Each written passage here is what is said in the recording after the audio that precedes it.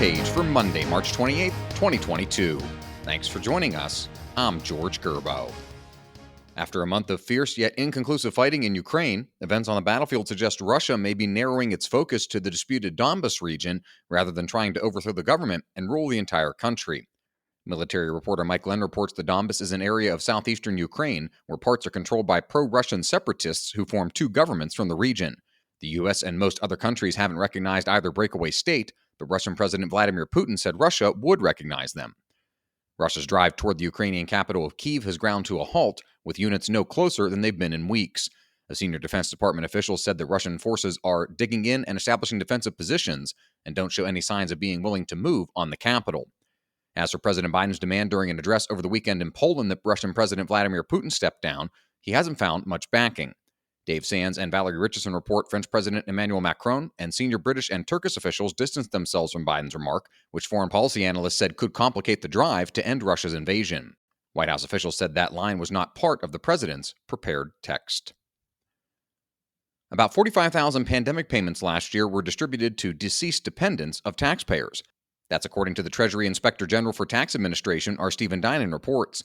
The agency says the problem was a computer programming error. Some of those payments were rejected by banks or returned as undeliverable, but nearly 19,000 were processed. The IRS made 167.4 million payments overall, and 99.48% of them were correct, according to the agency. A reminder that you can find all these stories at WashingtonTimes.com/front page.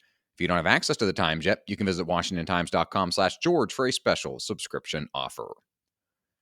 Former U.S. officials and national security scholars say that American lives will be at risk if a formal terrorism designation on Iran's military is lifted in a bid to revive the 2015 nuclear deal. Ben Wolfgang reports the debate over whether to pull Iran's Islamic Revolutionary Guard Corps from the State Department's official list of foreign terrorist organizations has become a flashpoint in Vienna, Austria. That's where negotiators from Iran, the U.S., Russia, and a handful of other nations are seeking the revival of the Obama-era nuclear deal, which President Trump pulled the United States out of in 2018. Critics say offering Iran relief from economic sanctions would be a financial shot in the arm for Iran's most potent military force, and those funds could be used to underwrite support for militant regional allies such as Hamas and Hezbollah. Nationwide efforts to lift COVID-19 mandates and restrictions have brought little relief to workers who have been fired for refusing the vaccine when the virus was surging. Tom Howe reports the city of Denver lifted its vaccine mandate for city employees earlier this month, but dozens of workers that were terminated aren't eligible to be rehired for 5 years.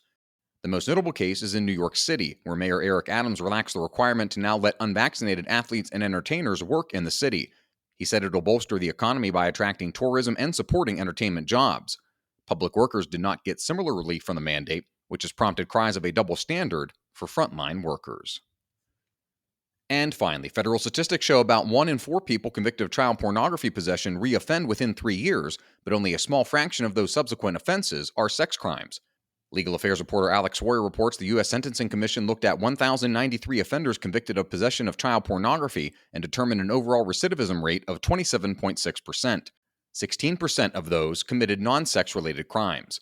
The Commission's report says the median sentence federal judges hand down is about 60 months for possession of those materials. Find all of today's front page stories at WashingtonTimes.com/front page or on the Washington Times app, and find us on any major podcast platform. Just search Washington Times in your favorite podcast app.